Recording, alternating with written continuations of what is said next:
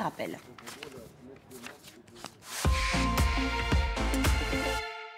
Nous allons parler maintenant de la crise sanitaire et en particulier de ce que va annoncer le gouvernement demain. J'allais dire on a des pistes, on a plus que des pistes. On a maintenant des choses qui sont des quasi-certitudes. Alors oui, parce qu'il y a eu un conseil de défense sanitaire aujourd'hui et ensuite l'exécutif a décidé de faire des consultations, notamment auprès des présidents des groupes parlementaires. Et voilà les mesures qu'il leur a proposées. Donc ça nous donne quelques pistes. Le pass sanitaire... Alors attendez, allez-y tranquillement. Alors, tranquillement. Le pass sanitaire conditionné à la dose de rappel. D'accord. La dose de rappel, donc la troisième dose, élargie à tous les plus de 18 ans. Ça veut dire que très rapidement, tous les Français de plus de 18 ans peuvent aller faire leur rappel dans les jours qui viennent. Exactement. C'est ça. Exactement. Bon, pardon, mais c'est pas rien. C'est une info importante, parce qu'on disait les plus de 40 ans, là c'est tout le monde. C'est tout le monde, énorme, ouais. exactement. D'accord, énorme. C'est énorme, comme dit Renaud Pilat. C'est stratégie de la part du gouvernement, c'est énorme. C'est énorme. Énorme et bienvenue, j'en dis un mot après, pardon. Par ailleurs, le délai de la dose de rappel est ramené à 5 mois au lieu de 6. La validité des... Parlez-moi comme un enfant de 12 ans. Écoutez, ça me semble assez clair, mais on va continuer Avant, on disait, entre la deuxième dose et la troisième, il faudra 6 mois. Minimum. Maintenant, on considère que c'est 5. 5 mois, exactement. Je suis en retard, du coup. Ah oui? Bah oui. Il faut prendre rendez-vous. Moi, j'attends. Oui, d'accord. Demain, il faut prendre rendez-vous. Très bien. La validité des tests est ramenée à 24 heures contre 72 heures, ce qui veut dire que désormais, pour aller au restaurant tous les jours, il faut faire des passes sanitaires si vous voulez y aller tous les jours, et c'est non plus valable 72 heures comme avant si vous n'êtes pas vacciné. Et puis le port du masque obligatoire dans les établissements publics en intérieur. On va écouter Gabriel Attal là-dessus. On le sent, c'est vraiment la pression sur la vaccination qui est mise par l'exécutif. On écoute le porte-parole du gouvernement. Le risque d'hospitalisation est de 53 pour 1000 pour un non-vacciné. Il chute à 9,6 pour 1000 pour un vacciné 2 doses. Et il chute à 1,8 pour 1000 pour un vacciné 3 doses. Cela confirme une nouvelle fois l'efficacité de la vaccination et l'efficacité du rappel. Voilà, Renaud Pilat, on sent que vraiment, le gouvernement veut vacciner, veut aller chercher les 6 millions de Français qui ne sont toujours pas vaccinés. On sent qu'on veut d'une certaine manière sauver la campagne présidentielle aussi, c'est ça l'enjeu, grâce à la vaccination. Oui, Emmanuel Macron, heureusement, a choisi l'option aujourd'hui la plus forte pour, effectivement, sauver les fêtes de Noël, et heureusement, parce qu'on en a vraiment besoin, et sauver la campagne présidentielle. Sauver les fêtes de Noël, pourquoi? Parce que l'exécutif et le président de la République ont vu qu'en Israël, fin septembre, début octobre, on était à plus de 10 000 contaminations par jour. Eh bien, Israël a rendu la troisième dose obligatoire pour avoir un pass sanitaire valide. Il y a eu une ruée vers ce rappel de la troisième dose de tous les Israéliens et on est passé de 10 000 contaminations par jour à 2 000 et aujourd'hui 1 000 contaminations par jour. Donc cette ouverture à tout le monde de la troisième dose, ça marche et on peut peut-être passer les fêtes sans une fermeture. Deuxièmement, sauver la campagne présidentielle, parce que figurez-vous que si jamais en janvier, février et mars, on est encore dans le Covid et qu'on doit encore parler du Covid et que les choses se passent très mal, ça veut dire pas de meeting politique, pas de rassemblement, tout le monde avec un masque, et puis le débat, ça sera quoi? Est-ce que les mesures ont été bonnes, pas assez? Et on ne parlera pas de nos problèmes quotidiens, d'éducation, de chômage, de sécurité, d'immigration. Il nous faut une campagne présidentielle. Il faut qu'on ait des vrais débats sur notre vie quotidienne et pas seulement sur le Covid. Donc heureusement qu'on ouvre cette troisième dose à tout le monde pour espérer enfin en avoir fini en février ou mars avec ce rebond épidémique. Alors on sait que la vaccination fait réagir notamment dans la classe politique. Éric Coquerel, vous êtes avec nous, député de la France Insoumise de Seine-Saint-Denis. Certains disent que on est passé finalement, on s'apprête à passer d'un pass sanitaire à un pass vaccinal, que c'est une sorte d'obligation vaccinale qui ne dit pas son nom. C'est une bonne stratégie de la part du gouvernement pour essayer d'aller chercher ces 6 millions de Français qui ne sont toujours pas vaccinés. Tel qu'on est parti, on est surtout en train d'embrayer sur un pass sanitaire permanent. Donc, il faut quand même s'interroger sur quel choix de société nous voulons. Parce que j'entendais Renaud Pilat pour le troisième dose, mais je vais lui en annoncer une quatrième, une cinquième. Il n'y a aucun argument si... tous les ans, Éric Coquerel, comme la grippe, absolument. Tous les ans, comme la grippe. Voilà, c'est ça. Donc, on est en train d'installer une société dans laquelle on va transformer un vaccin saisonnier en vaccin obligatoire, pas seulement pour les populations à risque. C'est quand même une question à se poser par rapport à ça. Deuxièmement, qui donnera ou pas accès, selon qu'on est vacciné, aux activités sociales, avec un système de contrôle généralisé qui peut peut-être qu'on peut peut-être considérer comme indolore. Moi, je ne le crois pas. C'est-à-dire savoir en permanence où vous êtes, qu'est-ce que vous avez le droit de faire, est une société qui ne me convient pas. Et troisièmement, en plus, avec des décisions qui me semblent complètement stupides. Alors, par exemple, décision stupide. Actuellement, vous voyez bien que nous sommes face à une 5e vague, y compris pour les personnes, j'en connais pas mal autour de moi, qui ont une dose de vaccin il y a moins de 6 mois. D'accord ? 2e dose de vaccin. Et on nous dit en même temps que le test, non seulement on va continuer à le rendre payant, mais maintenant, le test va être payant et au bout de 24 heures, il faudra le modifier. Ce qui est absolument stupide parce que l'essentiel, quand l'épidémie refrappe à la porte, c'est de savoir si on est malade ou pas, pour pouvoir s'isoler, protéger les nôtres, protéger les gens qui sont autour de vous. Ça, on l'interdit. On l'interdit à des millions de Français. Pour inciter les Français à aller se faire vacciner, justement. C'est tout le but pour protéger les Français, Éric Coquerel. Oui, j'entends bien. Mais sauf que je vous dis, entre d'un côté, l'idée de dire on va rentrer sur une société pendant des années, tant qu'on n'aura pas fait face au Covid, qui est celui d'un vaccin saisonnier obligatoire. Et de l'autre, dire à ceux qui ne le souhaitent pas qu'ils ne peuvent pas se tester parce qu'ils n'ont pas été vaccinés, je pense que ce n'est pas bon par rapport à l'épidémie. Et puis troisième élément, c'est que si cette épidémie est dangereuse, on en revient toujours au même. C'est qu'on a peur que nos capacités hospitalières soient submergées.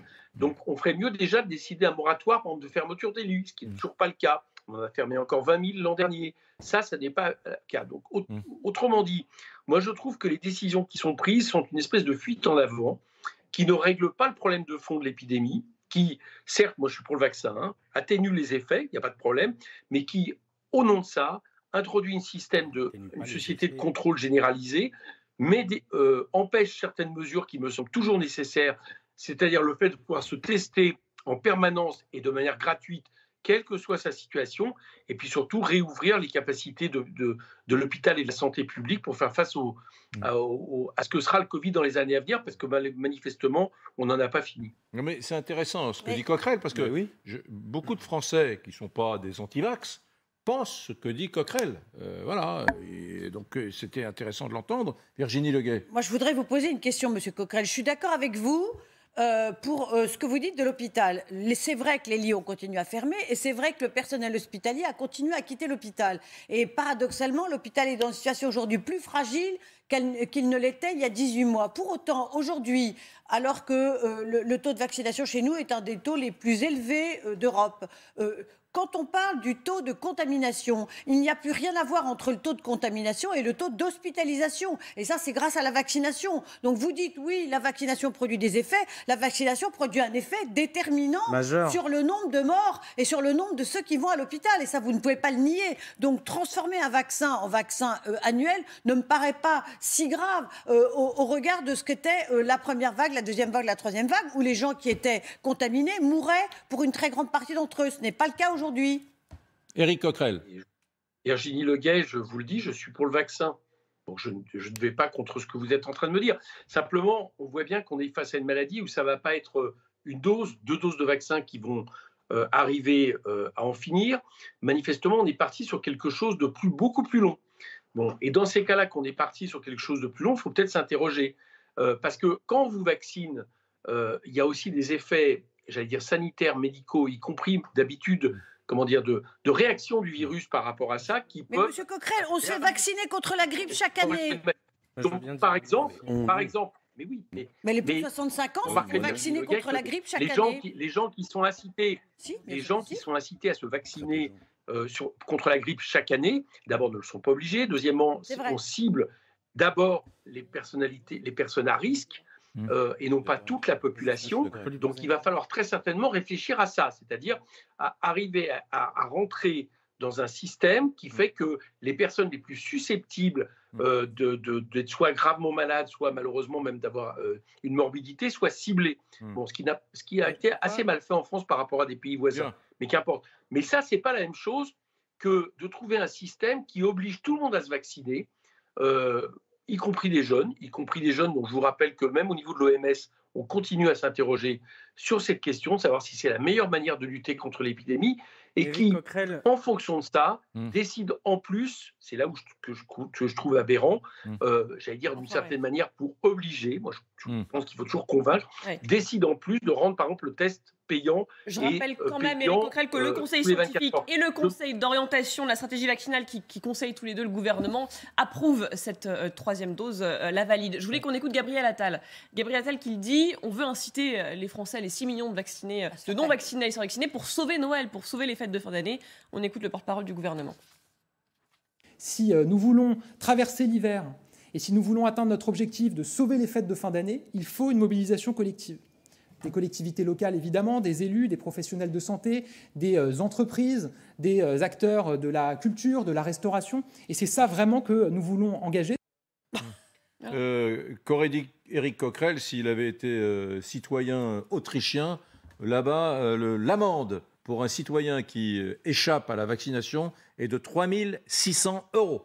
Pas besoin de généralisé, d'ailleurs. Jamais, Mais en Autriche, quand on écoute, est 10 points en dessous quand on écoute les Insoumis depuis le début de cette crise, ils n'ont jamais fait la pédagogie de la vaccination. Voilà. D'abord, ils ont été contre tout. Donc dès qu'il y avait une proposition du gouvernement, dans un moment, les crises révèlent souvent la différence entre les gens qui ont une stature d'homme d'État et les petits politiciens. Ils étaient systématiquement contre tout. La mesure phare de M. Mélenchon, et ce n'est pas faute de l'avoir écouté, c'était les purificateurs d'air. Ah bah c'est vrai qu'avec ça, on aurait sauvé des vies. On met des purificateurs d'air partout. Bonjour le progrès scientifique. Et ils n'ont jamais dit... Il faut aller vous vacciner. Ils disent, comme M. Coquerel, je ne suis pas contre le vaccin. Je suis moi-même vacciné. Je suis moi-même vacciné. Et après, vous avez un mais, et là, vous avez 3 minutes derrière d'un tunnel pour dire, mais ça ne protège pas complètement, mais ceci, mais cela. Moi, j'ai connu une gauche qui était une gauche pro-progrès scientifique, qui croyait dans la science, qui croyait dans la médecine, qui croyait dans la recherche, et qui faisait la pédagogie. Et j'aurais préféré que la France insoumise dise aux gens, vaccinez-vous massivement. Oui, on aurait pu faire différemment sur tel ou tel point, mais là, je trouve que, mais c'est un sujet parmi tant d'autres, qu'ils se sont, encore une fois, égarés. Mais alors, le très réactionnaire Louis de Ragnel, Louis de Ragnel était un peu en train d'opiner du chef. Tout à l'heure, il faisait comme ça en écoutant Éric Coquerel de la France Insoumise. Bien sûr, on a le droit de ne pas être d'accord avec tout ce que dit Éric Coquerel. Et Dieu sait que j'ai des... Mais vous étiez d'accord. J'ai des différends avec la France Insoumise sur plein de sujets. Mais on ne peut pas juste balayer d'un revers de main. Je trouve que Éric Coquerel posait des bonnes questions parfois. Ouais. Et je trouve qu'on... Non mais si vous voulez, dans ce débat-là... Quelle est la bonne question posée par la France Insoumise? Je vous explique juste le sujet. Et c'est pour ça que je trouve que heureusement qu'il y a des Éric Coquerel qui existent précisément là pour poser ces questions-là. Mais qu'est-ce que c'est que cette déclaration d'amour à la France Insoumise? Enfin, Ragnel. Non, mais ce qui est incroyable. Ragnel, Éric se ressaisit. Attendez, je suis le premier à être pour la vaccination. Je le dis à chaque plaque. Non, mais on a le droit de se poser des questions. Mais heureusement, attendez, on est là pour débattre. Quelles questions vous posez? Mais non, mais toutes les questions qui posent. Lesquelles? Mais sur l'incitation, non, mais notamment sur les tests payants. Moi, je trouve que c'est une absurdité et je suis d'accord avec lui. Sur les moratoires de l'île, il a raison. Soient gratuits, mais bien. Mais c'est un principe. Mais c'est un principe de santé publique. C'est d'accélérer la vaccination. D'accord. Donc vous les payez avec votre argent, votre fortune personnelle. Vous engagez votre fortune personnelle. Mais vous payez le paracétamol de tous les Français toutes les semaines. Mais Éric, vous payez tout pour tout le monde. Mais c'est un principe de santé publique de base. Et ce que je trouve honnêtement assez dingue. Et pourtant, je vous le redis, je suis pour la vaccination. Je me suis fait vacciner. J'ai pas attendu et je prendrai ma 3e dose. Mais je trouve qu'on a le droit. Mais je trouve qu'Éric Coquerel apporte, là pour le coup, au débat public. Je suis pas d'accord avec tout ce qu'il dit, mais on a quand même juste... En fait, il y a un truc qui, honnêtement, qui est un peu énervant parfois sur ces sujets-là, c'est qu'on a l'impression que dès qu'on pose une question, dès qu'on fait une remarque, attendez, circuler, il n'y a rien à voir, t'es un anti-vax, et donc... Voilà, personne moi je suis pas anti-vax. Pas vous, mais souvent dans le débat public, c'est un peu comme ça. La réussite. C'est comme ça que c'est perçu. Pour la première fois, en 2 ans de crise Covid, pour faire court, la politique vaccinale, à partir du mois de mai, qui a été enclenchée après qu'on ait dit on est contre les grands centres de vaccination, les vaccinodromes, finalement on en a fait, il y a eu plein de hiatus. Mais finalement, cette politique de vaccination enclenchée dans la République française a fonctionné. Nous sommes aujourd'hui un des pays d'Europe les mieux vaccinés. Donc je trouve quand même fort de café que sur ce plan-là, on vient de chercher le gouvernement. Éric, le QR code, on l'a mis en place, on a été bien inspiré, ça a été un succès. formidable. Je suis d'accord avec Merci. vous. Au revoir. Je termine juste sur deux. Moi, j'ai passé 2 ans à critiquer l'action gouvernementale avec une férocité que je ne comprends pas moi-même. J'ai été très dur avec ce gouvernement. Il y a juste un truc à dire. Bravo sur le QR code, bravo sur le pass sanitaire. Bah oui. Ça a payé. On est un des pays les moins touchés d'Europe par les morts en ce moment même. Ben bravo. Attendez, 2 secondes. Virginie, je termine juste. J'ai pas terminé. Non, mais juste 2 choses. On a le droit de se demander combien de fois on va se faire vacciner. J'ai même pas terminé ma phrase. Non, mais Éric Allez, Coquerel, pas tous en même temps, s'il vous qui dit plaît. voilà, il y a Oui, une 3e dose, pourquoi pas 4, pourquoi pas 5, pourquoi pas 6. Mais il y a des gens qui disent bon, bah, s'il y en a 20 doses, ça me gêne pas. Oui, mais même Désolé, il y a d'autres 40, personnes qui même disent, bah, 40, bah, même 40. Mais voilà, Attendez. mais Moi, on je a le droit de suis se poser la un question. mouton. Moi, je pensais qu'en faisant mes 2 doses, c'était terminé. Non. Non, mais réellement. Mais même 40 doses, quand si Éric on me dit Coquerel qu'il faut les faire. du doigt le fait qu'il y avait une annonce de plus 7000 lits il y a 18 mois par Olivier Véran, le fait que, si vous voulez, il y a eu une crise à l'hôpital, il y a eu un Ségur de la santé, Vous avez raison. 450 millions d'euros. Et Où on avait annoncé un moratoire sur la fermeture des lits et les fermetures ont continué. Du début de la crise Éric Coquerel avait raison. Et je n'ai pas que, je suis pas monosujet. Je vous dis pas s'il y avait des lits, il y aurait pas de problème. Je dis simplement que s'il y avait des lits, je pense que l'étau serait un peu plus desserré, l'hôpital public serait un peu moins en souffrance et on pourrait accueillir plus de personnes avec moins d'inquiétude. Parce qu'il y avait cette petite et musique dire ça, c'est pas. On n'a qu'à ouvrir des lits en réa. Il y avait aussi Éric Coquerel est venu. Il a raison sur un certain nombre de points. Et oui, le moratoire. Mais enregistrez ce que je suis en train de dire. Je le répéterai pas. Il a raison sur ce point. En l'occurrence sur la fermeture des lits qui avait été annoncée par le président de la République lui-même à l'issue du Ségur. Et on a vu dans les mois qui ont suivi. En gros, c'est toujours ce qui se passe. On fait une annonce nationale et les administrations locales font un peu ce qu'elles veulent. Donc des lits ont continué à fermer. Mais cette petite musique. On n'a qu'à ouvrir des lits. C'est des gens, un certain nombre de responsables politiques qui disaient on n'a qu'à ouvrir des lits en réa. Mais la réa, c'est pas une croisière, c'est pas des vacances. Ils disaient on n'a qu'à passer à 15 000 places en réa et on règle le problème. Et on laisse les gens vivre leur vie. Mais la réa, c'est lourd. Ce sont des séquelles. Non mais d'accord. Mais on va pas dire ouvrons des lits en réa comme si c'était une partie de plaisir, la réa.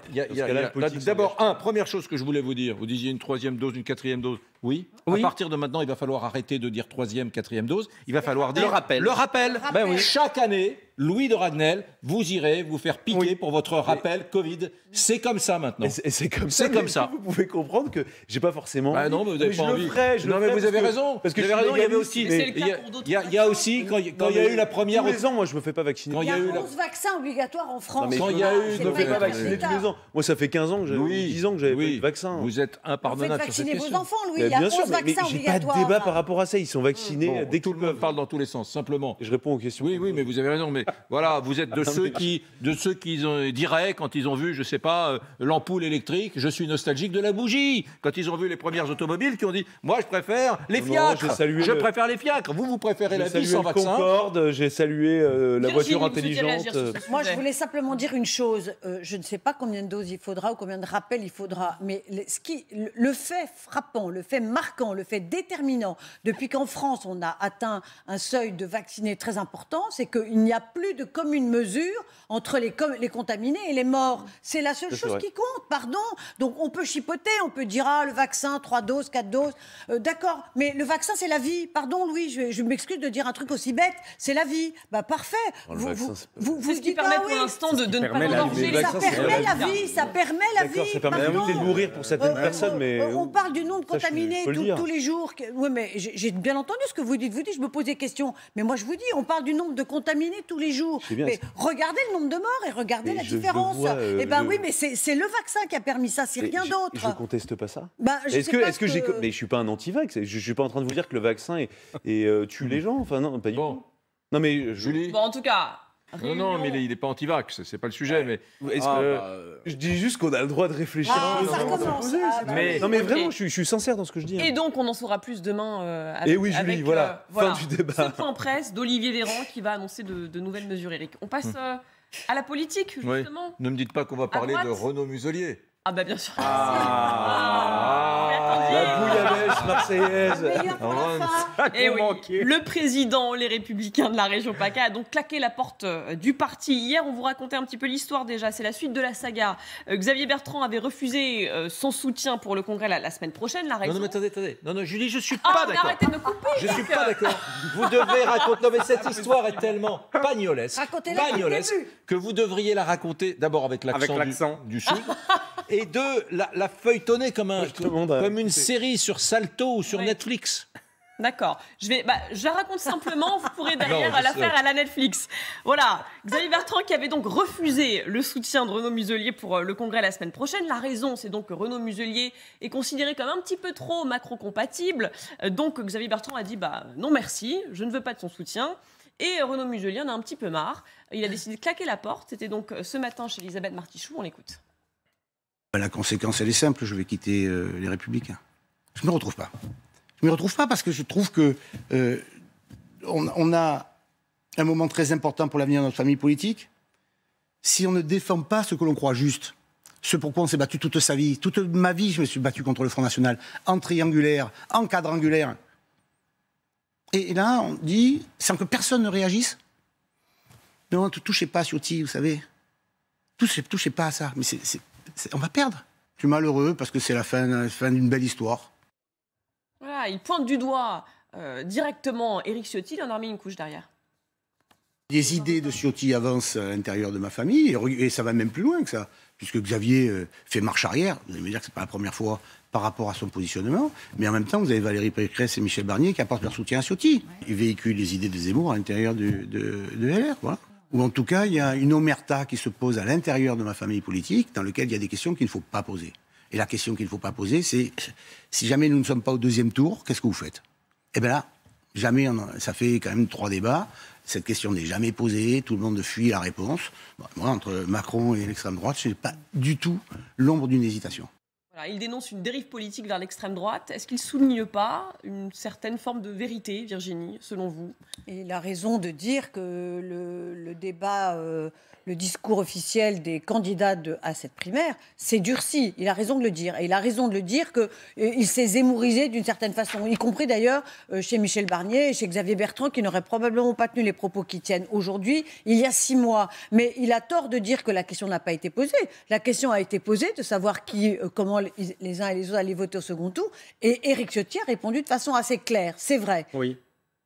Et il est peut-être le seul à avoir répondu. Absolument. Et moi, ce qui me gêne, c'est pas tant l'émotion de Renaud Muselier, qui est un peu visible, qui visiblement se sent acculé à la démission. Mais c'est une histoire qui se prépare depuis bien longtemps. Je rappelle qu'au moment des élections régionales, il a voulu faire une liste commune directement au premier tour avec En Marche. C'est ça le problème. Sans même en avoir vraiment référé aux instances de son parti. Et il a fallu tout un psychodrame qu'on a quasiment assisté en direct avec les LR pour que finalement il y renonce et que finalement il soit élu avec le soutien de LR. Oui, mais est-ce que... Donc aujourd'hui, il est y a de la comédie là.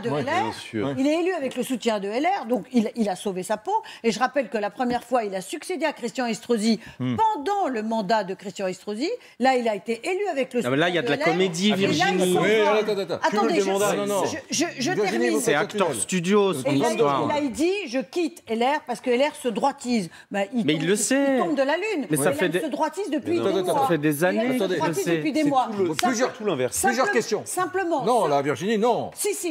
Terminé. Simplement, se joue une animosité extrêmement forte avec Éric Ciotti et il prend prétexte d'Éric Ciotti pour partir. Mais son départ. C'est un prétexte. D'accord. Oui. Son départ était déjà, j'allais dire, dans les tuyaux.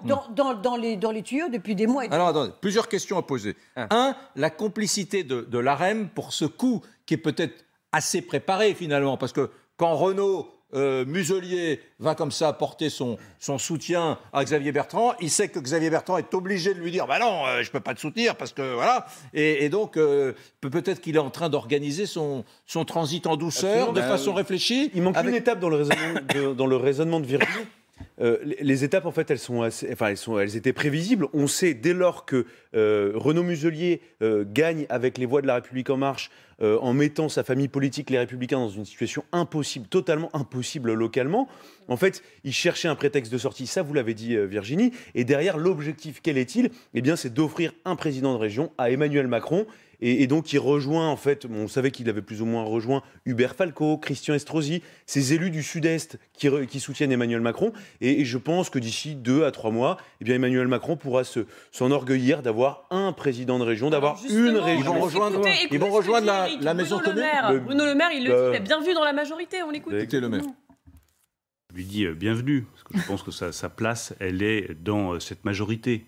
Comme d'ailleurs beaucoup de personnes que je connais qui sont encore aux Républicains, qu'ils soient maires, qu'ils soient députés, qu'ils soient simples citoyens, qui dans le fond partagent nos convictions.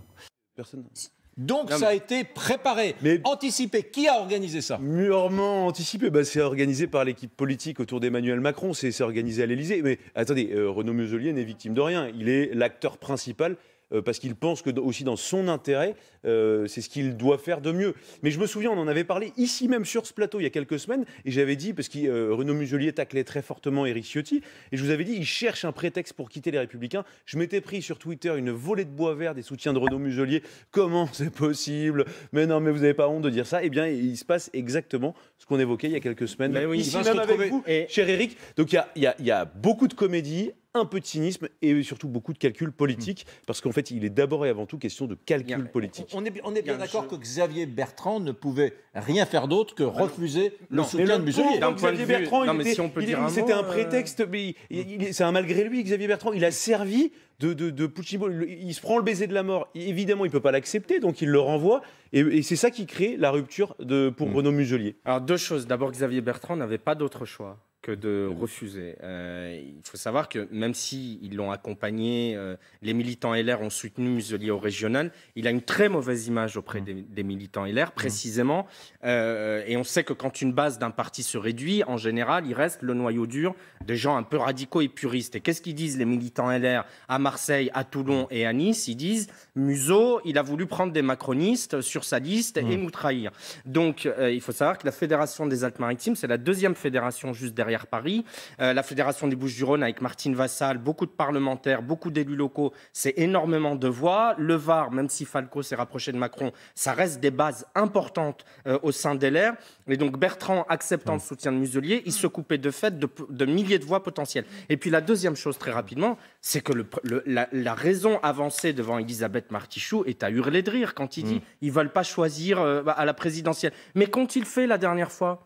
En 2017, il y a eu déjà, Monsieur Ciotti, il a déjà fait ça il y a 4 ans. Il a dit, moi, entre Le Pen et Macron, je ne choisis pas, je ne fais pas. C'est d'ailleurs pour ça que Xavier Bertrand est parti. Mais oui, mais c'est pour ça que Xavier Bertrand est parti, et ça a déjà été dit par Ciotti il y a 4 ans. Et donc, Muselier qui se réveille 4 ans après et qui dit, mais moi j'ai un problème puisqu'à la présidentielle il veut pas choisir Macron, c'est pas possible. Est-ce que là c'est pas en train de fragiliser quand même les Républicains? On est à une semaine du Congrès, non, vous pensez pas? Honnêtement, non. C'est pas un tremblement de terre. Honnêtement, ça donne une image un peu chaotique. Non, mais pas tant que ça, parce que il était considéré comme un traître. Honnêtement, dans l'esprit des gens du parti, Renaud Muselier était déjà sur une autre planète. Après, là où Amine et Virginie, vous avez raison, c'est que de fait, il y a une droitisation de la base, oui. Du coup des candidats. Moi, je suis frappé quand même. Il y a plein de gens d'ailleurs qui me disaient, quand ils écoutaient les débats des Républicains des primaires du Congrès LR, ils me disaient, mais on a l'impression d'assister parfois à une primaire du Rassemblement national dans les thèmes. Et du coup, voilà. Wauquiez passe pour un gentil centriste. Et ça, de fait, il y a une droitisation des Républicains. Enfin, après, tout le reste n'est que calcul politique. Et donc, je pense franchement qu'il n'y aura aucun impact au départ de Renaud Muselier. On est par Skype avec un ancien de l'UMP, des LR, qui est passé au Rassemblement national, qui est même porte-parole du Rassemblement national et qui est élu de la région PACA, là-bas, chez Muselier, conseiller régional et municipal de Marseille, d'ailleurs. Bonsoir, Franck Alizio, et merci d'être avec nous. Bonsoir, Eric. Bon, qu'est-ce qui se passe là-bas? C'est quand même un truc, je disais tout à l'heure, assez pagnolesque. Vous avez quand même assisté à un tour de passe-passe qui a dû un peu vous faire sourire, vous qui n'êtes pas un allié de Muselier. Déjà, j'ai envie de vous dire, on vous avait prévenu, Éric. Pendant la campagne des régionales, avec Thierry Mariani, on vous avait prévenu que ça se passerait comme ça. La seule différence, c'est que durant la campagne, Renaud Muselier a encore entretenu une certaine hypocrisie et ambiguïté. Et là, maintenant, il y a une clarification. Alors certes, c'est un petit peu douloureux pour lui parce que ils ont la vérité. Hein. Lorsque vous avez Barnier, Pécresse et Bertrand qui vous disent non, on veut pas de ton soutien et on n'est pas d'accord avec ce que tu dis, c'est-à-dire qu'on se fait gentiment mettre à la porte de son propre parti, dans lequel il était, je crois, depuis 30 ans. Mais quelque part, en quittant son parti, il fait quoi de différent de Xavier Bertrand ou de Valérie Pécresse qui ont quitté leur parti, les Républicains, il y a quelques années, pour y revenir 15 jours, 3 semaines avant un congrès pour tenter de le gagner. Donc, en gros, il ne fait rien de plus que les autres. Alors là, on est dans le congrès, on est dans l'hypocrisie, on est, pour parler trivialement, dans le foutage de gueule. C'est-à-dire, mais au bout du compte, de deux choses l'une, pourquoi je parle de foutage de gueule? Parce que de deux choses l'une, soit les candidats au Congrès aujourd'hui pensent vraiment ce qu'ils disent. Ils continueront à le dire, c'est-à-dire à penser et à parler comme Marine Le Pen. Et dans ces cas-là, à quelques nuances près, ils pensent comme Marine Le Pen et donc ils doivent rallier Marine Le Pen. Ils doivent aider Marine Le Pen à faire gagner leurs idées. Soit ils se recentrent comme à chaque fois, ils trahissent leurs adhérents qui viennent les élire comme à chaque fois. Et dans ces cas-là, à quelques nuances près également, qu'ils rejoignent Emmanuel Macron. Mais c'est vrai que ça pose la question, je vous coupe un instant, je vais faire réagir un peu le plateau. Ça pose la question de la place des Républicains, s'il y a encore de la place pour les Républicains, entre un centre-droit Emmanuel Macron et Marine Le Pen, effectivement. Ils sont pris dans une tenaille et tout l'enjeu de ce congrès LR, c'est de sortir de la tenaille. D'un côté Emmanuel Macron, de l'autre Éric Zemmour.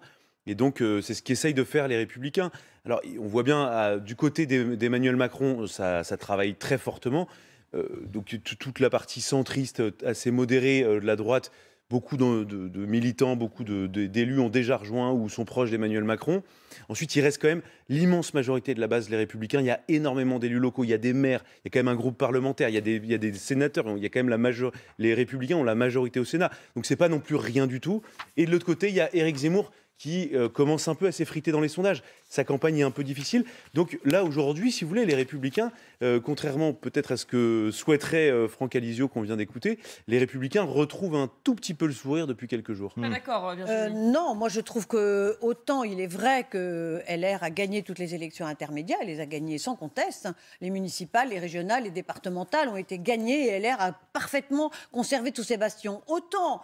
moi, je m'interroge et franchement, j'ai trouvé qu'il y a eu un silence abyssal pendant les 4 premières années du quinquennat d'Emmanuel Macron. Je m'interroge sur leur doctrine politique. On a vu apparaître le premier débat, puis le deuxième, puis le troisième. On a vu les uns et les autres parler. Mais franchement, je n'avais entendu personne parler pendant 4 ans, personne réfléchir, personne remettre à plat les idées du parti, personne dire voilà ce qu'on prépare pour la présidentielle. Donc chacun s'est exprimé un peu freestyle après 3 mois de zémourisation du débat. Mais en fait, ce qu'on voit, c'est qu'ils sont au pied du mur et qu'ils ne sont pas préparés à tenir un discours clair et qu'ils ne savent pas quelle est leur position sur les grands sujets qui traversent notre société. Et que c'est toute la difficulté de LR. C'est que la France est à droite, très à droite, et qu'il y a un espace pour eux, mais que cet espace-là, ils ne l'ont pas préparé et ils ne sont pas capables de mettre des mots sur l'espace et que donc ils ne savent pas parler à leurs électeurs. Juste, on parle d'Éric Ciotti, là, parce que Éric Ciotti, à mon avis, qui est un de ceux qui a crevé l'écran dans ces débats, tout le monde a reconnu qu'il avait plutôt été bon, dans la forme d'ailleurs et dans le fond, enfin on va dire clair, limpide, lisible. Ciotti a dit dans l'affaire Muselier, Renaud Muselier avait dit que si je gagnais le congrès LR, il quitterait le parti. Eh bien, merci de son sens de l'anticipation. Bon vent chez En Marche et bon courage aux marcheurs. Qui a trahi, trahira. J'ai l'impression que cette petite algarade marseillaise, cette petite histoire marseillaise, Muselier, Xavier Bertrand, etc., sert ses intérêts. Il est au centre du truc. Ciotti en rêvait. Il en rêvait. Et bien sûr. Et Muselier lui a offert. Il peut être au deuxième tour, Ciotti ? Je pense. On verra, mais je suis incapable de vous dire qui gagnera. Personne ne sait. Une certitude, c'est que Éric Ciotti bouscule, perturbe cette élection. Et moi, je suis incapable de vous dire de quelle manière il perturbe l'élection. mais incontestablement, il a crevé l'écran, vous l'avez dit tout à l'heure, et on verra quel est l'impact. Quelle est la surprise, vous pensez, à ce congrès? Honnêtement, je suis incapable de vous dire qui va sortir. Je ne sais réellement pas. En revanche, voilà, je pense qu'il perturbe un peu, il casse un peu les codes. Il fait poser des questions à plein de gens qui partaient en se disant je vais voter pour un tel ou une telle. Du coup, on mesurera l'effet Ciotti le 5 décembre. Du coup. Bien. Merci beaucoup les amis, restez avec nous. On va passer aux indiscrets insomniaques dans une seconde. Juste cette information, le ministère de l'Intérieur, concernant le naufrage à Calais, révise le bilan à la baisse. Il est passé de 31 morts, comme nous le disions au début de soirée, à 27 personnes décédées, 27 migrants décédés dans le courant de l'après-midi au large de Calais. Voilà, c'est les indiscrets insomniaques. Ben oui, il est 23h40. Et ben voilà. Les indiscrets avec Renaud Pilat tout de suite. Et on commence, Renaud, avec un sondage qui donne le sourire à Marine Le Pen. Elle voit son horizon se dégager un petit peu. Comment est-ce qu'elle a tenu finalement ces derniers mois-là? Ah bah oui, parce que ça a été rude. Ça a été très rude depuis fin août, depuis début septembre, avec la fusée Éric Zemmour. Alors ce sondage, Elab pour l'Express, eh bien regardez les chiffres. Là, c'est le début d'une remontada pour Marine Le Pen. 20 à 22%, elle gagne entre 2 et 4 points. Et Éric Zemmour, 12%, 12 à 15%, il perd 2 points. Alors 20 et 12, c'est dans le cas où Xavier Bertrand serait désigné comme candidat de la droite, des Républicains, sachant que c'est celui qui, en tout cas d'après les sondages, a le plus de chances de battre Emmanuel Macron. Alors là, l'écart se creuse entre Marine Le Pen et Éric Zemmour. Pourquoi? Effectivement, Éric Zemmour a pour l'instant une dynamique qui est stoppée, mais surtout, comment Marine Le Pen a tenu le coup? Déjà, elle est restée très calme. Ses proches, effectivement, se sont inquiétés. Fin septembre, début octobre, ça tanguait de partout. Qu'est-ce qu'on peut faire?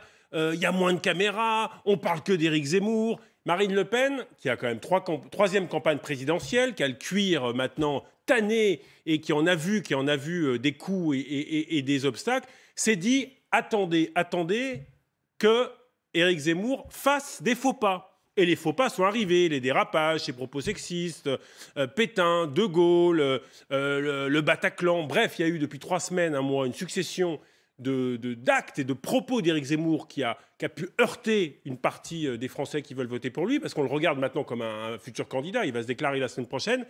Et surtout, Marine Le Pen, elle a trouvé son angle d'attaque. Elle a trouvé son angle d'attaque parce qu'elle a regardé, je peux vous dire, observé en politique qu'elle est quand même les propos d'Éric Zemmour. Et elle a vu quoi? Elle y a vu, 1, de la division des Français, et 2, surtout, du mépris. Du mépris. Mépris pour les femmes, mépris pour les autres. Il n'y a que lui qui aura raison. Quand elle dit « moi j'aime les livres, Marine Le Pen elle aime les chats », bon, c'est pas très sympa quand même. Et donc, et encore aujourd'hui, elle a eu cette argumentation. Vous en avez soupé d'Emmanuel Macron qui vous a méprisé, qui a divisé les Français. Eh bien, Éric Zemmour, c'est le même finalement. Il ne s'intéresse pas à vous, il ne s'intéresse pas au pays. Il vous méprise et il divise. Et ça sera encore la guerre civile s'il était élu. Donc Marine Le Pen, elle a depuis des jours et des jours scruté ses propos. Elle a désormais une stratégie, son horizon se dégage.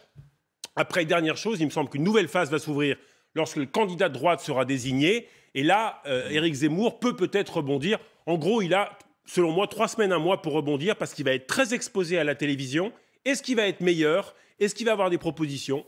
Réponse dans 3 semaines. Vous y croyez au rebond d'Éric Zemmour? Moi, ce qu'il me semble, c'est qu'Éric Zemmour, par la brutalité de ses positions et de ses dernières interventions, il a d'une certaine façon réouvert la voie à Marine Le Pen. Il l'a réinstallée, paradoxalement. Il lui a permis d'apparaître comme plus modéré, plus pondéré, moins excessif, alors que c'est tout à fait faux. Marine Le Pen, quand elle dit Éric Zemmour, il fait des propositions trop rudes. Mais que n'a-t-elle, elle, et que son père n'ont-elles pas fait des propositions très rudes, très difficiles à entendre? Et aujourd'hui, c'est elle qui apparaît comme celle qui, du coup, est plus posée. C'est vraiment à front renversé que ça se joue. Mais Éric Zemmour, si finalement il favorise l'accession de Marine Le Pen au second tour, ce qui n'est encore loin d'être fait, ben, il aura joué, et là je le redis parce que je le pense, l'idiot utile du système. C'est-à-dire qu'il aura lui-même poussé les feux si loin qu'il aura rendu Marine Le Pen presque acceptable. C'est le rabatteur. Le rabatteur des voix pour elle, peut-être. Elle a mis du temps à trouver sa stratégie, mais ça y est, là,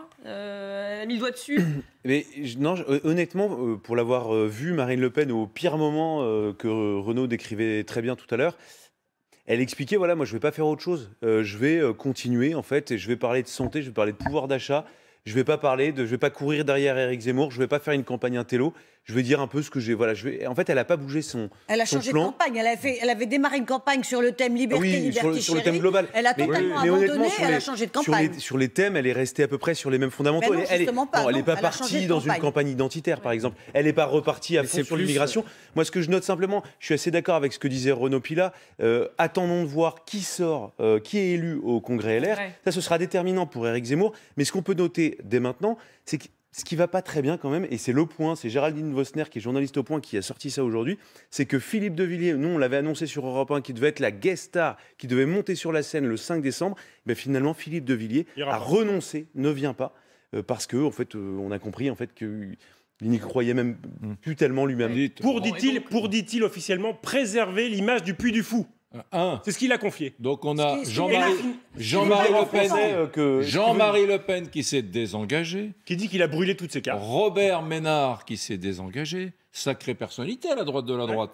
Philippe de Villiers qui s'est désengagé. Le fameux banquier phare Charles Gave, pardonnez-moi, qui s'est désengagé. Qui devait lui prêter 300 000 €. Or, c'est mal préparé. On sait très bien que pour financer une campagne, c'est uniquement des dons de particuliers de 7 500 €. On ne fait pas un prêt comme ça de 300 000 €. Les financiers s'est dit, en fait, ce n'est pas un prêt pour la campagne, c'est un prêt à l'association des amis d'Éric Zemmour. C'est pas ce qu'on m'avait dit. Voilà, donc pas très pro, ça, c'est amateur. Et puis la commission de campagne interprète. Donc ça ne fait pas très sérieux quand on veut diriger un pays. C'est un don ou alors c'est un prêt. Vous êtes vraiment certain, Renaud Pilat, qu'Éric Zemmour sera candidat à la présidentielle ? Je suis certain. Je suis certain parce que vous savez, le zénith du 5 décembre est réservé. Quand vous annulez, ça coûte cher. Et donc, officialisation de sa candidature dans les tout prochains jours. C'est dans 5 mois, quand même, la présidentielle. Vous savez, des chutes, des mauvaises passes dans toutes les campagnes présidentielles. Donc, attendons le candidat LR. N'enterrons ni Marine Le Pen, ni Éric Zemmour, ni les candidats LR. On verra tout ça, bien sûr, et on verra les différents rebondissements. On continue avec un rond-point, Renaud, qui fait beaucoup parler à Grenoble. C'est-à-dire... Je suis sûr qu'il va beaucoup vous faire causer. Un rond-point à Grenoble. Pour qui ? Les Gilets jaunes. Il connaît l'histoire, Amine. Pour des gilets jaunes, financés, aidés financièrement par qui ? La ville. La ville. Vous savez tout. Les contribuables grenoblois. Éric Piolle a justifié. 11 800 Éric Piolle. Je termine. Une seconde.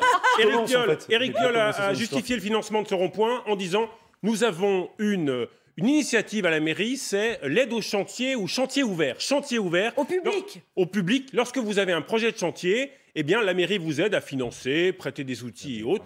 Les Gilets jaunes se sont dit, nous, c'est un rond-point. Voilà. Pour ou contre ? Non, mais c'est un scandale. Contre. Non, mais c'est scandaleux. Pourquoi c'est scandaleux ? La démagogie. Je sais que la capacité d'imagination des élus écologistes est assez importante et qu'on n'est jamais guère déçu lorsqu'on les entend. Mais enfin, franchement, c'est complètement absurde. J'entends des présidents d'associations grenobloises qui ont fait des vidéos sur les réseaux sociaux, qui disaient, mais attendez, nous, on a des projets d'accompagnement de publics en difficulté qui nous ont été refusés par la ville au prétexte qu'il fallait faire des restrictions budgétaires, couper dans les budgets aux associations parce que la situation de la ville d'un point de vue budgétaire est compliquée. Et donc nous, qui avions des projets de solidarité, des projets sociaux pour accompagner des publics en difficulté, on nous refuse de nous accompagner, on nous claque la porte au nez et on va financer un rond-point avec des gilets jaunes. Non, on finance la construction d'une véranda. Non mais d'accord, c'est complètement... d'une véranda sur le rond-point pour les gilets jaunes. C'est une aberration. C'est encore pire. C'est encore pire, c'est pas un projet social. C'est une aberration. C'est-à-dire que c'est exactement ce qu'a dit Renaud, c'est dans le cadre des chantiers ouverts au public, ce qui est un nouveau dispositif. Et donc, ils fournissent le matériel aux gilets jaunes qui vont construire cette maison qui a 8 mètres de long, 2 mètres de large, et soi-disant ça sera ouvert à tout le monde, mais moi j'ai quand même entendu une adjointe de la mairie de Grenoble dire oui, on a des affinités politiques avec les Gilets jaunes, donc c'est clairement un acte politique. Mais elle peut être jolie cette maison, non ? Mais c'est pas une Attendons beauté. Attendons les photos. Oui, elle peut servir. Elle va être jolie, mais est-ce que c'était au denier avec public ? Un petit potager participatif où chacun viendra avec sa petite tomate et sa petite carotte. De financer la maison des Gilets jaunes. Ça va être sympa. c'était formidable. Moi, je suis entièrement d'accord avec ce que vient de dire Oh, Amina vous approuvez, Katmi. Louis. J'ai rien à ajouter, voilà, c'était Bon. parfait. Très bien. Alors du coup, je vous propose de terminer par un petit apéro qui fait beaucoup de bruit Allons bon. ces dernières heures. Un apéro punch dans un ministère, c'est ça Renaud? Oui, il y a quelques jours. Alors les images, Outre-mer. bien sûr, n'ont pas échappé aux amateurs des réseaux sociaux. On y voit le ministre des Outre-mer, Sébastien Lecornu, avec des élus outre-marins, boire des verres dans le ministère. Il y avait sûrement du petit punch et il y avait pas de masque. Il y avait pas de masque. Alors, il y a une ministre qui a le Covid, le Premier ministre qui a le Covid. Franchement, dans un moment comme ça, c'est vrai que ça fait réagir. Paul Larouturou, il a croisé, figurez-vous, tout à l'heure, Sébastien Lecornu, le ministre. Jean-Luc Mélenchon l'avait attaqué dans un tweet quelques minutes auparavant. On peut voir l'attaque de Jean-Luc Mélenchon qui, effectivement, expliquait, on l'avait vu, qui expliquait que tout ça n'était absolument pas réglementaire et que c'était absolument pas bien. Écoutez ce qu'a répondu Sébastien Lecornu à Paul Larouturou. Jean-Luc Mélenchon vous attaque, vous avez vu son tweet. Oui, vous n'avez pas du tout respecté les gestes barrières. Alors on vient de répondre par un communiqué de presse. C'est lamentable en tant que polémique parce que le pass sanitaire a été exigé alors qu'on était sur un rassemblement de 300 personnes et moins de 1000. Il y avait évidemment des masques et évidemment du gel hydroalcoolique. Évidemment, comme pour tout le monde, pour boire, il faut enlever son masque. Et donc cette espèce de stigmatisation sur les ultramarins en les montrant comme ça, sans flouter d'ailleurs au passage leur visage, je trouve ça absolument scandaleux. Donc c'est encore une polémique politicienne, soit instrumentalisée par Mediapart, qui de toute façon ne sont pas complètement des journalistes, soit par M. Mélenchon. Mais alors, ça ne va plus être possible. Dans les annonces demain, eh bien, c'est le retour du masque dans les lieux... Pardon ? Public. Dans les lieux qui vont recevoir du public, même avec le pass sanitaire. Donc effectivement, on voit bien que des images comme ça, où tout le monde, en fait, le relâchement, nous-mêmes, on va pas être... vous, j'imagine. Non, mais on a moins porté le masque, on se lève moins les mains. Des alliés, mais oui, Renaud, bien sûr. Mais soyons pas... Là, le Cornu dit, ils étaient en train de boire, effectivement, quand tu as un apéro, tu bois, tu enlèves ton masque, tu bois... Voilà. Tu reposes, tu bois, tu remets pas le masque entre les trucs. Voilà, mais le problème, Eric, c'est qu'il y a eu... Voilà, mais il y a eu les images. Pas mal. Non, mais ça signe le retour de la pandémie au premier rang de l'actualité. Parce que la même scène au mois d'août-juillet se serait passée inaperçue parce que, évidemment, tout le monde avait relâché et on avait même quasiment oublié que ce virus existait. Et là, comme on entend revenir, on revoit apparaître des visages qu'on n'avait plus vus depuis 10 mois, on s'attend à revoir M. Salomon en se disant on va avoir de nouveau les points presse. Non, c'est Olivier Véran demain. Ouais. Ça, 12h30 en direct sur LCI. Olivier Véran qui annonce... Alors, le jeudi, c'était aussi ça, les rendez-vous du jeudi. Et moi, ce qui me choque bien plus... Vous êtes un peu brouillon, là, les amis. Qu'est-ce qui vous choque, Virginie? C'est bien sûr, cette réunion est un peu pas très sécure. Mais ce qui me choque bien plus, c'est le contexte. Est-ce qu'on a oublié ce qui se passe en Martinique et en Guadeloupe? Est-ce que ces élus-là, qui étaient des élus de Martinique et de Guadeloupe, étaient là pour faire un peu la fête ou pour s'interroger sur quelle réponse... C'était au Congrès des maires. Je le sais parfaitement. Je le sais parfaitement. On savait déjà qu'il y avait un nombre de vaccinés très insuffisant en Martinique et en Guadeloupe. On savait que les hôpitaux étaient embolisés depuis des semaines. On savait que les gens mouraient. Est-ce qu'il n'y a pas eu plutôt là un manque j'allais dire, d'attention à ce qui se passait un peu plus loin, au-delà des mers? Ou est-ce qu'on était juste là en métropole en oubliant exactement le contexte? Tous les maires font ça. Le soir du Congrès des maires, on se retrouve dans des restos, les bars.